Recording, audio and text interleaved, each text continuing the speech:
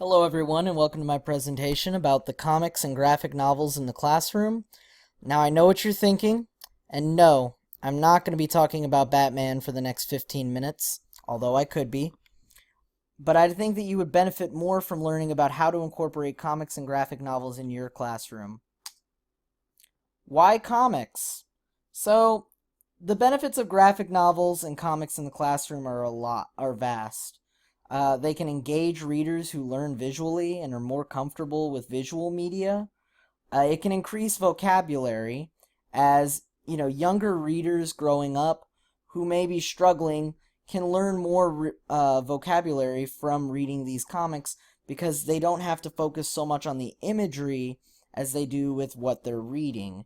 And then this can bridge the gap later for students when they are going from reading comic books to reading novels and other written works of literature. This can help with the people who may have struggle with imagery and learning about imagery. I know I sure did. And I benefited from reading comics when I was younger. It encourages readers to also explore different genres and develop an appreciation for different literacy and artistic styles. Every comic artist has their own style and a different way they're going to write things and portray things. So I think that it's really great when you get to diversify students in not only their genres that they're reading in novels, but in comics and graphic novels, because they can benefit from the different artistic styles that they can analyze and see how maybe the colors and the use of or the lack of color and the way that the characters' facial expressions are really plays into the way that they're reading. And these kind of visual cues can be really helpful when they're trying to do inferences and analyze other works of fiction in the future.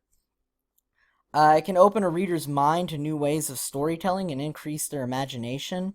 Like I said before, with people who may struggle with visual reading, visualizing while reading, this visual learning style can really help them. Um, Comics are also a time capsule that can be used to analyze a time period the same way we use other works of fiction to understand the norms and the language of the society today. So, for example, Superman here had a mullet in the 90s. So, can you imagine Superman having a mullet today? No, because nobody wears a mullet. But mullets in the 90s were pretty popular. So, I mean, that's just a good example of how you can use costumes and imagery to really dive into what makes comics unique and how you can analyze them the same way you do other books and works of fiction. There's also diverse genres and characters across different races, genders, and social issues. And comics are not just always fiction. A lot of them can be autobiographical. There are biographical comics that deal with issues ranging from the Holocaust to civil rights movements to just stories about a person's life growing up. And one of my favorite quotes is, "Comics are the gateway drug to enjoying reading," and that's by Art Spiegelman, author of Maus.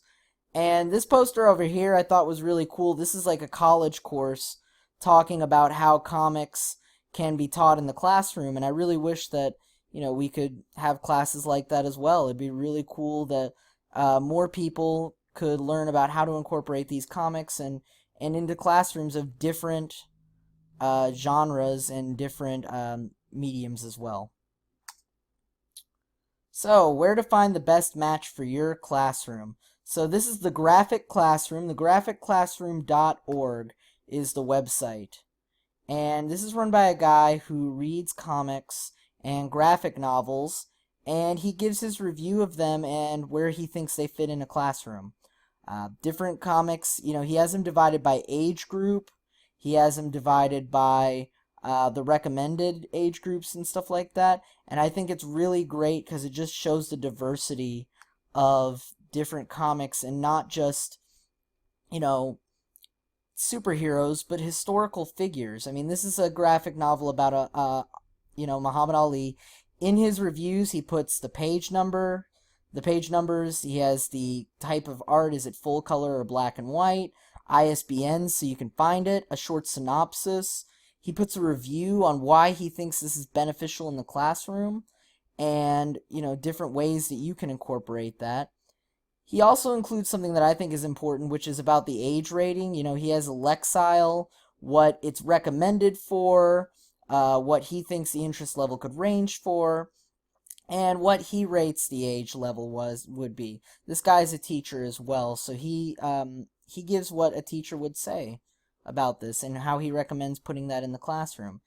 He has textbooks that also teachers can utilize, and it's just really cool getting to see this because these things range from different topics. You've got King Arthur, you've got historical figures like Muhammad Ali, the Salem witch trials, which could be used for something in a history class.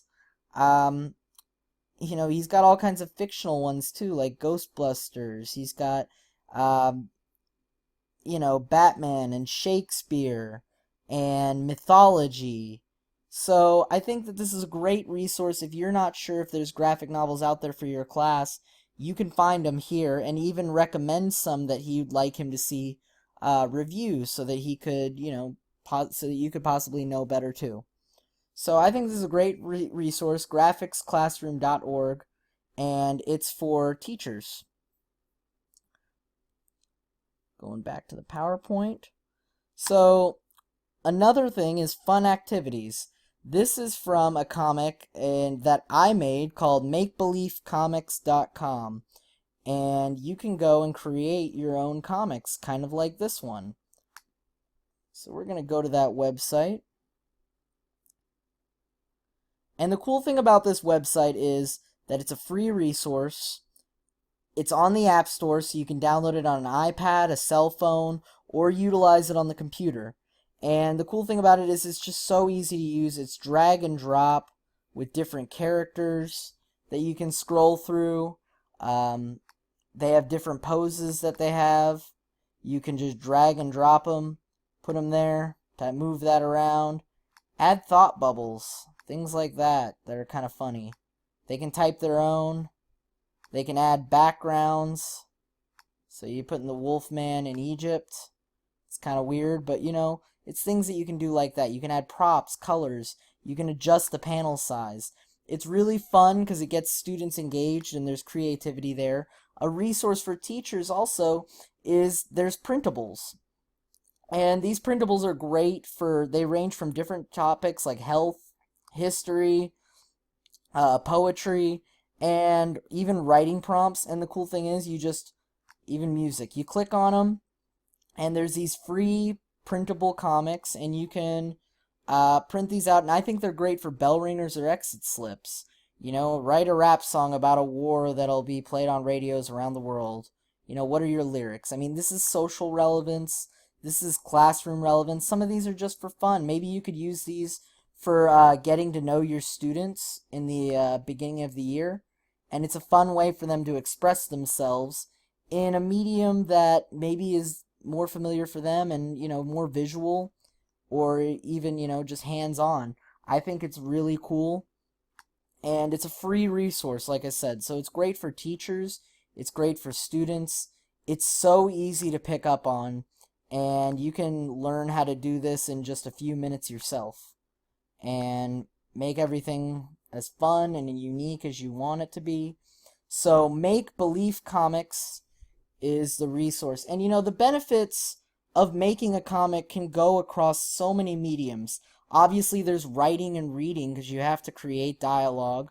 There's art, students you can create a blank one of these and print it out and have your students draw their own comic and include their own dialogue.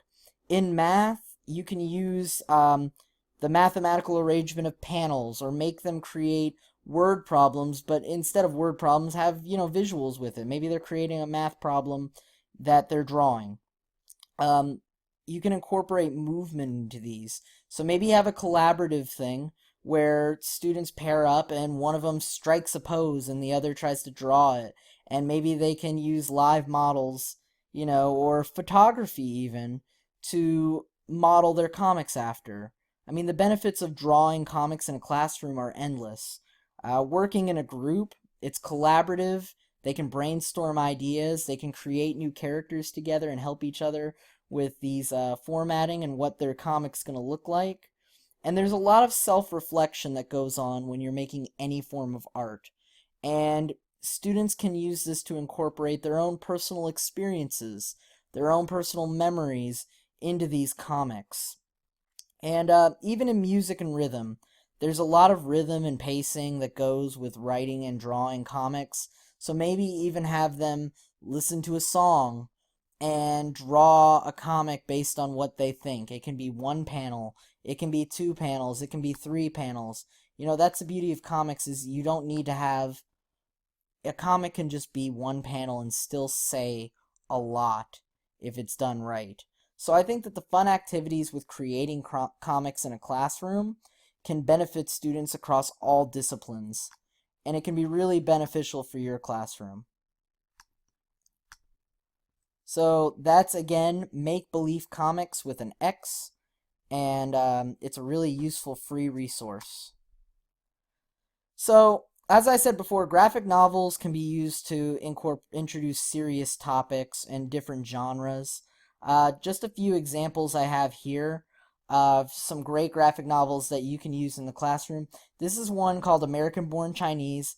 It was a Pulitzer Prize winner, a National Book Award winner, finalist, and it was great because it was an autobiographical comic, but it had, it dealt with a student who moved from overseas in China, and, he's dealing with his identity of wanting to be American, but also his identity as someone who's, his Asian descendants. And it's a really great issue. It brings up a lot of social issues. Maybe it can be useful for talking to your students about new classmates who are international and how they might be struggling with moving into a new situation.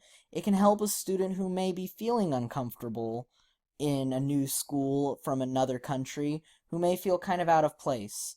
Here's a great example of classic literature turned into a graphic novel. This is Beowulf, the graphic novel. It uses the original language from Beowulf, but adds visuals to it. So it's a really great way to introduce Beowulf, maybe, if you want to engage your students before they read it, and you could use this to compare and contrast Beowulf, the written story and legend, to Beowulf, the graphic novel.